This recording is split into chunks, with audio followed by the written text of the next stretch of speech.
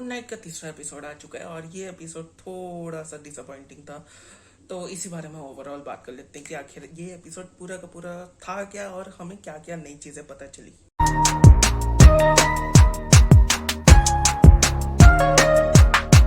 Episode की शुरुआत होती है लैला के अपने नकली पासपोर्ट बनवाने से इजिप्ट का, ताकि वो मार्क की जाके मदद कर सके। लेकिन ये पासपोर्ट बनाते बनाते हमें पता चलता है लैला के पास के बारे में कि कैसे इजिप्ट में उसके पापा एक आर्कियोलॉजिस्ट थे और साथ ही में कैसे 10 साल पहले उसके पापा के साथ कुछ बुरा हुआ था जिसकी वजह से लैला इजिप्ट से भाग गई थी, ताकि उसके मेंटल हेल्थ को जितना बुरा हो चुका था उससे ज्यादा बुरा ना हो पाए। इसी के बाद कट टू हमें दिखता है मार्क पार्क ओवर करते हुए कहीं पास जाते हुए और जाकर ये पता करते हुए कि आर्थर हावर आखिर है कहाँ।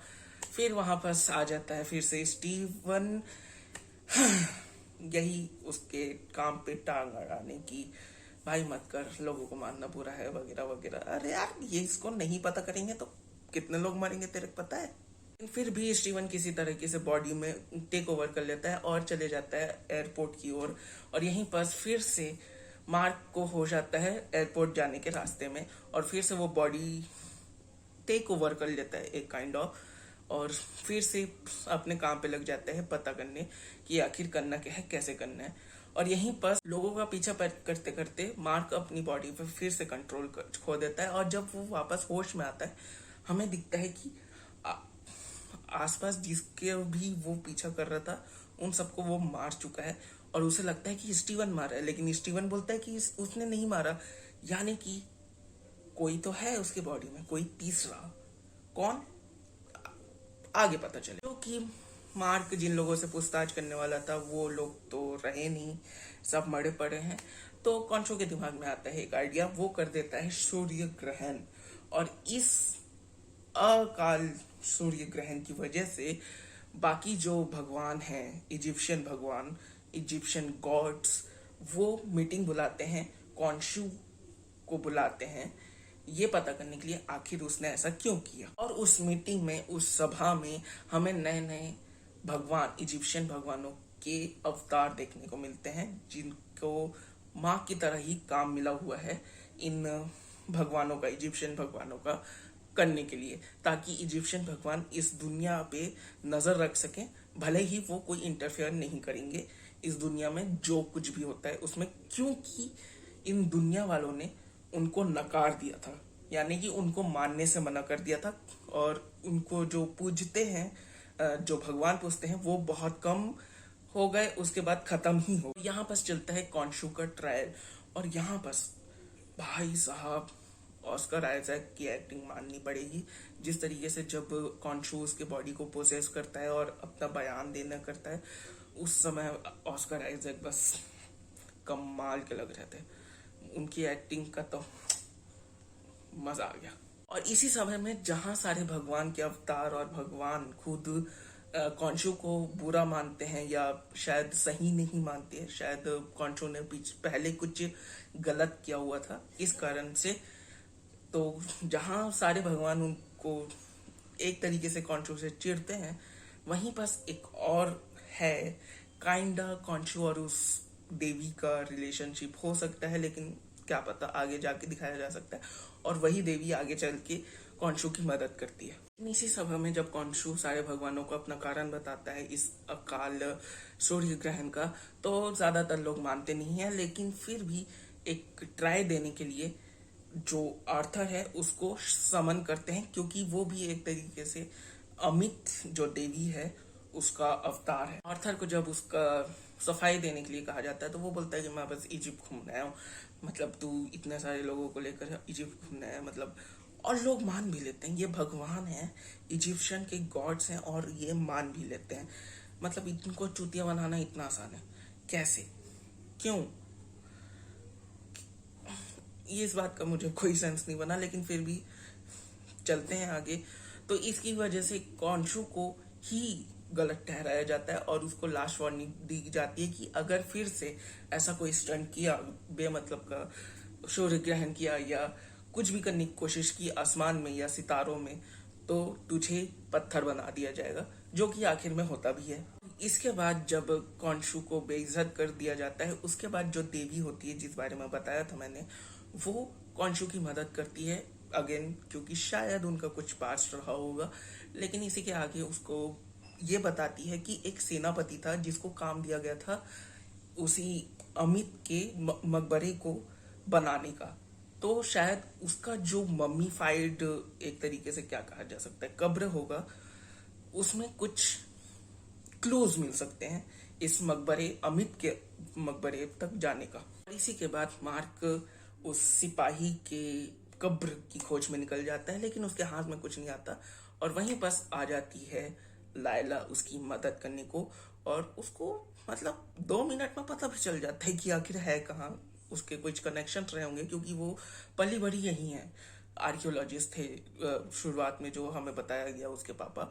तो मेरे ख्याल से उसके बहुत सारे कनेक्शन रहे होंगे इजिप्ट में। पता चलता है कि ये जो एक अमीर ज़ादा है मोहरत नाम से, उसके कलेक्शन की शोभा बढ़ा रहा है ये जो हमारा कब्र है सिपाही का।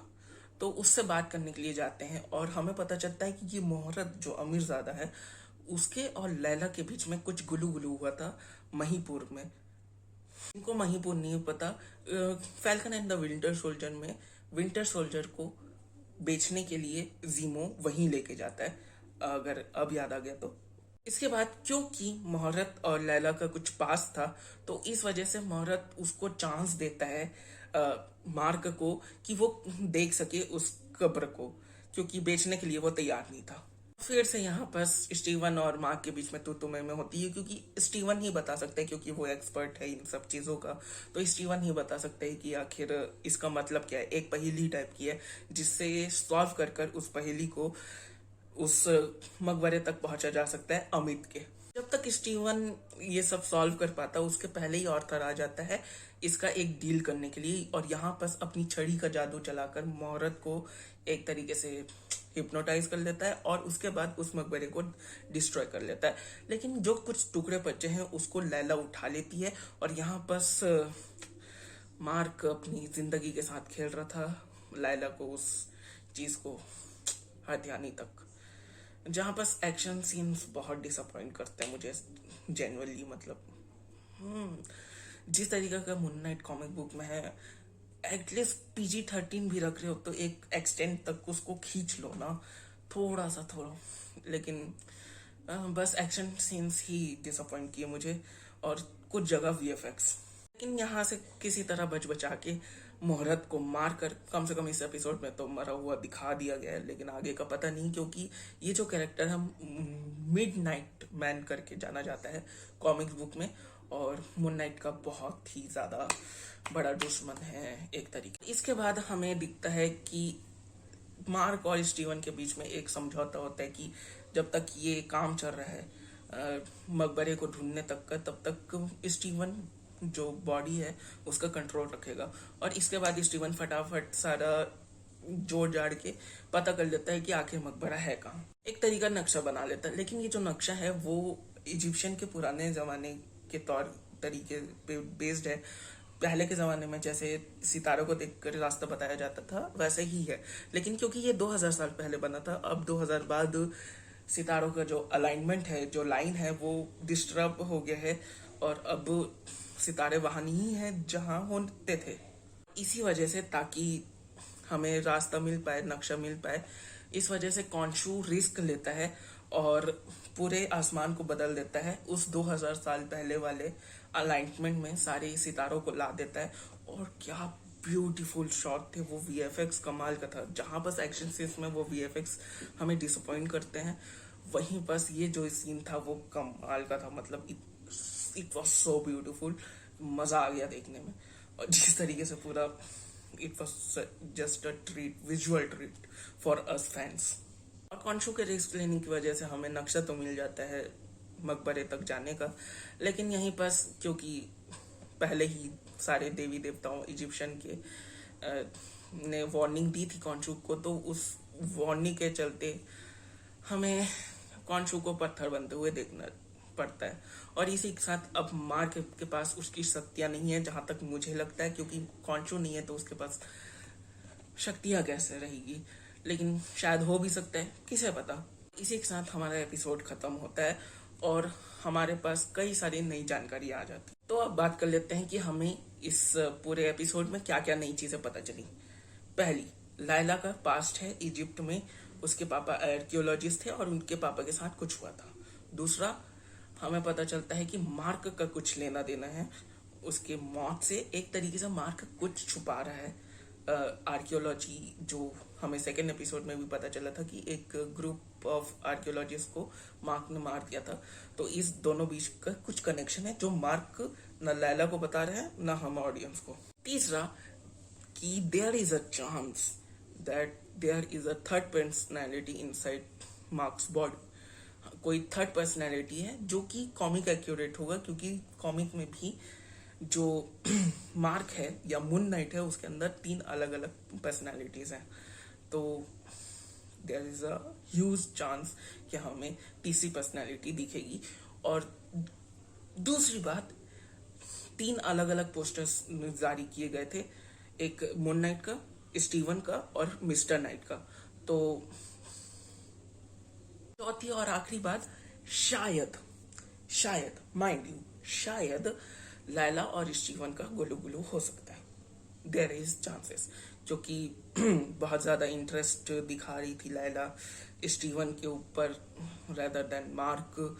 और मुझे लगता है कि बहुत सारी गलत फहमियां भी हैं मार्क और लैला के बीच में, जो कि कारण बन सकती है स्टीवन और लैला के बीच के रिलेशनशिप का। कितना ऑड होगा नहीं, आप तुम अपनी बंदी को खो दोगे, किसी और बंदी के पास जाते हुए देखोगे, जबकि वो कोई और बंदा तुम ही हो। बड़ा ही ऑकवर्ड होगा नहीं? मुझे तो ऑकवर्ड अभी से लग रहा है। तो इन सबको ध्यान में रखते हुए अब हमें जाना है चौथे एपिसोड के पास, और आधा ये सीजन खत्म हो चुका है। 3 एपिसोड और हैं और 3 एपिसोड में बहुत कुछ हो सकता है। तो उसके लिए, उससे जुड़े रहने के लिए और सब कुछ जानने के लिए मुझे सब्सक्राइब करो। अगर ये वीडियो एनालिसिस तुम्हें पसंद आया तो ये इस वीडियो को लाइक करो और कमेंट करके बताओ कि तुम्हें कुछ और जानकारी देनी है तो कमेंट करो ऑब्वियसली। और मैंने कुछ गलत कहा तो उसके लिए भी कमेंट करो। और इसी के साथ मिलते हैं अगली वीडियो में, और सब्सक्राइब जरूर कर लेना। ओके बाय, मिलते हैं अगली वीडियो में।